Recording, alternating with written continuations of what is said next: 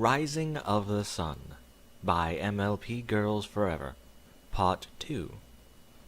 Chapter 4, Changes, with 953 words. November 15th, 2010, 12:30 p.m. A month had passed after Sunrise had attended his first Glee Club meeting. He had already started to develop a friendship with Sonata, and was starting to become accepted by a few people in the club. On this particular day, Sunrise entered the cafeteria with his bag lunch in hand and sat down next to Sunrise and the rest of the Glee Club. "So, Sunrise," said Sonata, "do you plan on singing any songs at all during Glee Club?" "Well," Sunrise said, "I think I found—" However, he didn't get the chance to say what he found. At that moment, an arm was wrapped around him. Sunrise looked up to see that the arm belonged to Sunset Shimmer. "Hey, sweetie," Sunset Shimmer said. "Haven't seen you in a long time. How about we leave these losers and go have some real fun?" "Actually, Sunset Shimmer," said Sunrise, "I was actually talking to these guys. Maybe some other time?" At first, Sunset looked angry and disgusted by Sunrise's rejection. After a few moments, though, she seemed calm and relaxed. "Fine," she said. "Perhaps later, then." However, when she sat down at her table with Iron Will, Snips, Snails, Gilda, and Drixie, she was livid. "What does that idiot think he is?" she said, through gritted teeth. "Saying that to me in front of those losers! No matter, I know how to deal with him." "How do you plan on doing that?" Iron Will asked. Sunset Shimmer looked at Iron Will with a sly smile. "Funny you should ask, Iron Will," she said, "because you're going to be part of it." Caramel was cleaning out his locker and getting ready for his least favorite class, PE. He didn't like because of fear of sweat and getting dirty. He had helped his friends Big Macintosh and Applejack countless times at Sweet Apple Acres. His dislike for PE came from the fact that he was weak in strength. You work at Sweet Apple Acres, yet you're weak in strength? "Ah well," he thought, "might as well get it done and over with." As he closed the door to his locker, Caramel suddenly felt as though someone was behind him. He turned around and came face to face with Iron Will. Caramel gulped in his throat. "Say, Caramel, we're good buddies, right?" said Iron Will in a mischievous tone of voice. "I guess so, Iron Will," Caramel said with a sense of nervousness in his voice. "And do you know what friends do for each other?" asked Iron Will. "They let each other borrow stuff. So, how about you lend me some money for tomorrow's lunch?"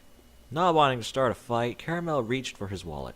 Before he could grab it, he felt like rebelling against his tormentor. For years, he had bullied by others because of his weak physique. This time, he was not going to be intimidated by Iron Will. "Sorry, Iron Will. You're not my friend. You're just a bully. And there is no way in hell that I'm gonna—" Ugh! Caramel didn't get to finish the sentence, as Iron Will had decided to swing his fist into his stomach. Will then picked up Caramel and started pummeling him in the face. Dude, chillax. It's just fucking money. God. All Caramel could do was close his eyes and wait for it to be over. Just then, Caramel felt Iron Will's grip loosen. Weakly, he opened his eyes and saw someone sitting on top of Iron Will, with one knee on each of Iron Will's arms. The student turned his head to Caramel, who saw that it was Sunrise. "You okay, Caramel?" Sunrise asked with concern. "I'm good," said Caramel in a raspy voice. "Just hang on. I'll take care of you in a second," Sunrise stated before turning his attentions to Iron Will. "All right, you dumb oaf. Who told you to attack Caramel? And don't play dumb with me. I know you're too idiotic to think on your own. Now, who gave the order?" "Nobody told me. I did it on my own accord," insisted Iron Will. "Wrong answer," said Sunrise through gritted teeth. As he spoke, he dug his knee into Iron Will's arm. Iron Will winced as the knee pressed hard against his muscle. "Now," Sunrise said angrily, "I'm going to count to 3. If I don't get an answer from you, you're going to be left with a broken arm. 1, 2, 3. It was Sunset Shimmer!" Iron Will cried out, unable to take the pain any longer. "She told me to attack one of the Glee Club members to make you nude, to not mess with her." What an idiotic plan. What an idiotic story. Sunrise lifted himself off of Iron Will, who clutched his arm and curled up on the floor. "Tell Sunset Shimmer to leave me alone and the rest of the Glee Club members alone as well. "And," said Sunrise as he stood over Iron Will, "if I catch you following her orders again, I'll make you sorry." Iron Will nodded and ran down the hall, still clutching his arm and bawling like a babby. Sunrise then turned his attention to Caramel, who had a swollen cheek and 2 black eyes. "Sorry you had to see that," Sunrise said. "It's all right," Caramel insisted. "Thanks for saving me." Sunrise smiled and said, "No problem. Come on, I'll take you to the nurse." As Sunrise lifted Caramel up and helped him to the nurse's office, he said, "Well, look at the bright side." "What's that?" Caramel asked. "At least you get to miss PE." Caramel smiled. At least there was something good about this day. Where are the fucking teachers? Ends and beginnings, with 1,487 words. December 14th, 2010, 11:50 p.m. Sunrise was walking down the hall with a worried look on his face. He had scheduled to meet with a certain someone, and hoped that nobody else would see them together and get the wrong idea. He was deep in thought when he came face to face with a certain yellow and red-haired girl. As they stood facing each other, a deep loathing began to brew inside Sunrise. "You know why I wanted to speak with you, right?" Sunrise asked. Sunset Shimmer gave Sunrise an annoyed look. "Well, I can't see why you would want to speak with me. We haven't spoken to each other since October." "Listen, Shimmer," Sunrise began. "You can say mean things to me, threaten me, or even try to cause harm to me. When you do any of those things to my fellow Glee members, then it's not cool. They're my friends," Sunset, "and you do well to show them respect." "Your friends?" Sunset said as she laughed at this statement. "You really think they're your friends? Please, the only person you're fooling is yourself." Sunset then got into Sunrise's face and said, "Listen, Sunrise, you may try to make friends, but deep down, you're the same bully that everyone fears and hates. You were a bully then, and you're a bully now. There's no way you can ever change." After what she just said, Sunrise was almost tempted to slap Sunset across the face. However, he resisted, knowing full well that performing that action would prove that Sunset was right. "Well," said Sunrise, "that's where you and I are different. As for us, we are done." Their conversation over, Sunrise and Sunset turned around and headed in opposite directions, not looking back. Sunrise was so furious with Sunset that he didn't know where he was going and accidentally bumped into someone. As he was snapped back to reality, he realized that he had bumped into Sonata, who was rubbing her forehead. "Oh, Sonata, I'm so sorry. Are you hurt?" Sunrise asked. "I'm fine," Sonata replied. "How are you? You look upset." "I got into a fight with someone, not physically," he added hastily, as Sonata had taken the opportunity to cover her mouth in shock. "It was more of a verbal fight. It was with someone I thought I cared about dearly." Sonata nodded and said, "I kind of know how you feel." "You do?" Sunrise asked with a raised eyebrow. "Yeah," Sonata replied. "It's the last Tuesday before the holiday break, and the cafeteria isn't serving tacos. This is going to be the worst Tuesday in the history of all Tuesdays." At this, Sunrise couldn't help but smile at Sonata's comment. He could always count on Sonata to brighten up his day, no matter how bad things happened. "Well," Sunrise said, with a sly grin on his face, "let's see what they're serving today.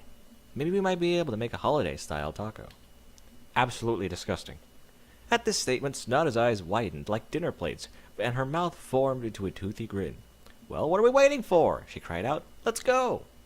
As Sonata dragged Sunrise to the cafeteria, Sunrise couldn't help but laugh as he felt a giant load being taken off his shoulders, and a giant load leaving his dick, as it coated Sonata's taco. There's your holiday taco right there. The rest of the day went great for Sunrise. He was given no homework for the holiday break, and the doctor promised him that he would get an entire tour of the weird phone booth that the doctor and Derpy arrived in school in. At 3 p.m., Sunrise entered the choir room, where he was greeted by everyone in the room. Since his first meeting with the Glee Club had become friends with all of the members, even Flash Sentry started to respect Sunrise after hearing about what he did for Caramel back in November. As he took off his leather jacket, Sunrise suddenly got the feeling that he was being watched. He turned around and saw that everyone was gawking at him. "What?" he asked. "Nothing," said Derpy. "It's just that we never knew how buff you were." Sunrise looked down at his arms and understood what she meant. He smiled and began to explain. Back in September, he had started to do daily workouts.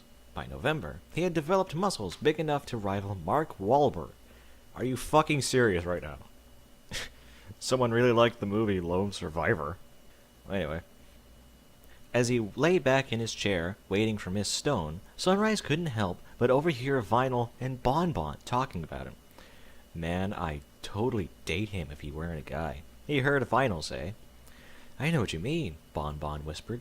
That's one piece of candy I'd like to bite into. Both Vinyl and Bon Bon giggled at that last comment, but were quickly silent when they each received glares from Octavia and Lyra. Just then, the door opened, and in walked Miss Stone, wearing a dress made of diamonds in red and green, most likely as a way to commemorate the holiday season. All right, class, said in her usual jazzy voice. Since this is our last Glee Club meeting before the holiday break, I think we should sing Christmas carols. So who wants to go first? Flash then took the opportunity to say, How about Sunrise and Sonata perform a duet together? While the rest of the Glee Club expressed their interest, Sonata and Sunrise looked at each other nervously. They had never sung together, let alone a duet. Sure, Sunrise and Sonata said in almost perfect unison. As they walked toward the center of the room, Sunrise whispered in Sonata's ear, I don't know which duet to choose. Don't worry, Sonata whispered back. I've got the perfect one. And there's a video in the fucking story itself. If you're curious, the title is... I'll just put it in the description. What am I talking about? After song was over, the whole Glee Club stood up and cheered for them. Before you even knew it, Sonata and Sunrise had embraced each other in a hug. They suddenly pulled away from each other with brick-red faces. When Glee Club ended, everyone gathered their things and began to head home for the holiday break.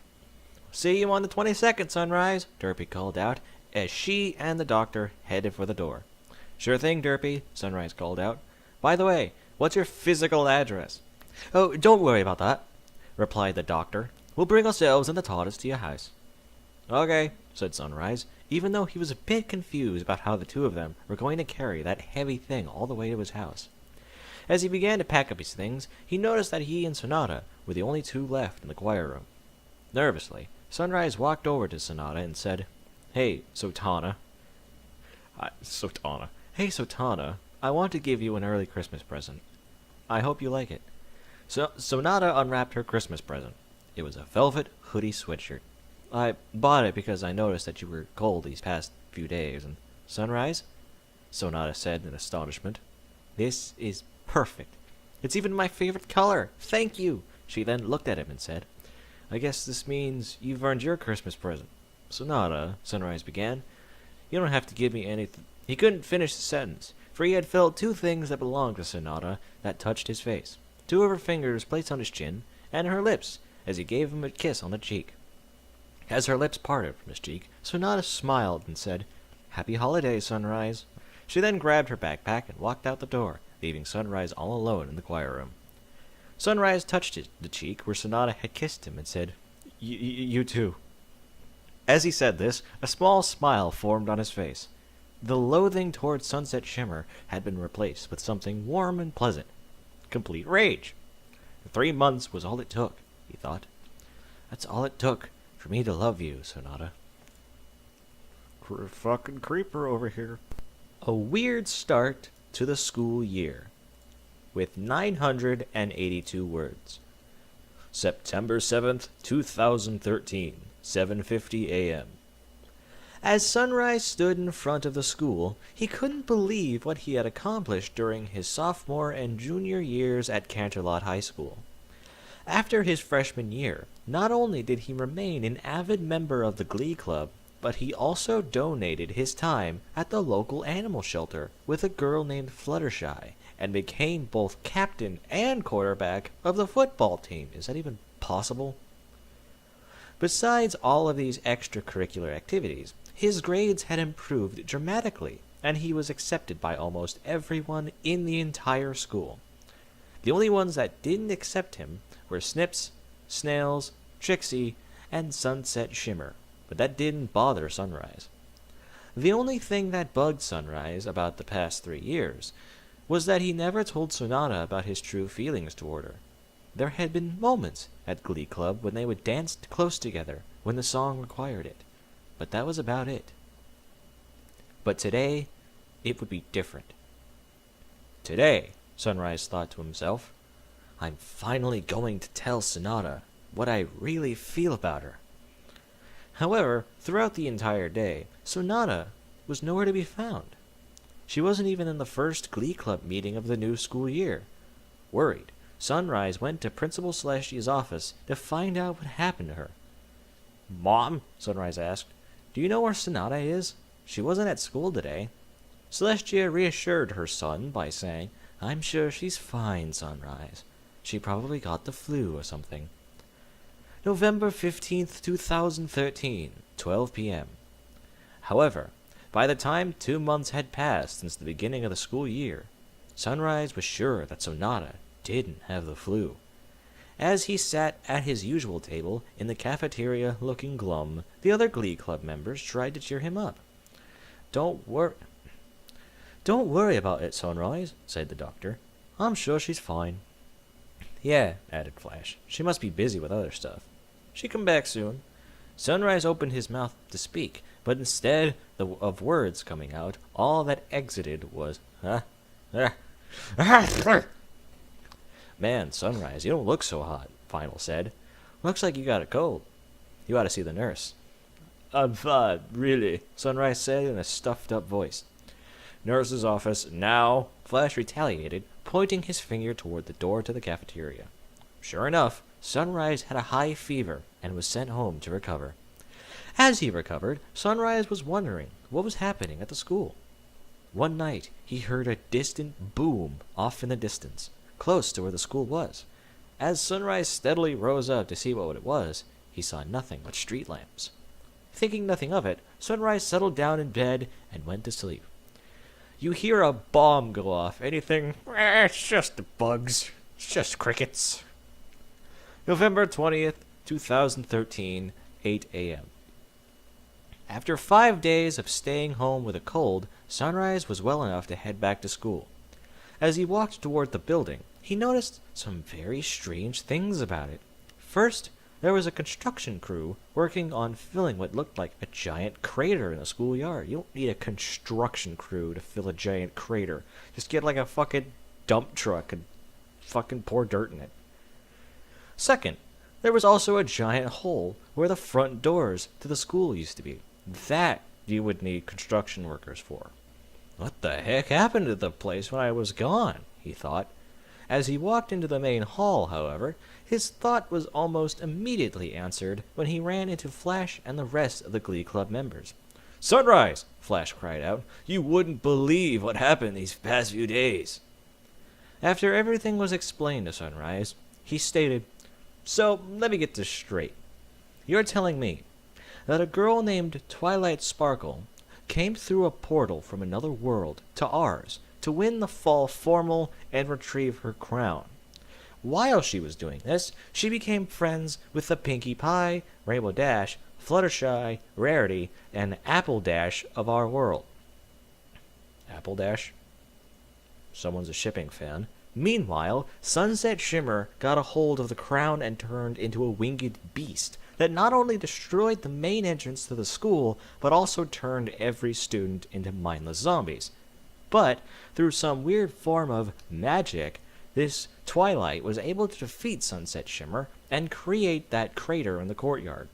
Twilight was then given her crown and returned to her world, and Sunset is now reformed and trying to make amends. Is that it? Yep, said Big Mac.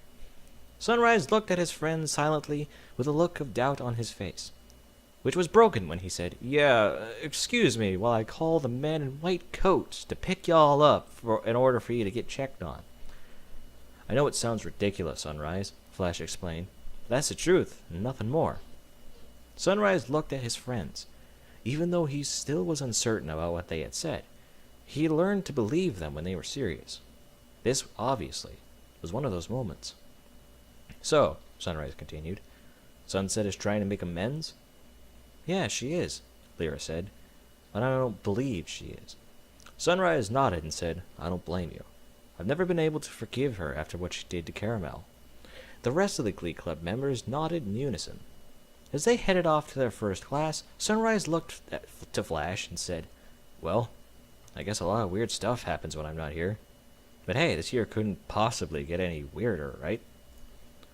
Famous last word.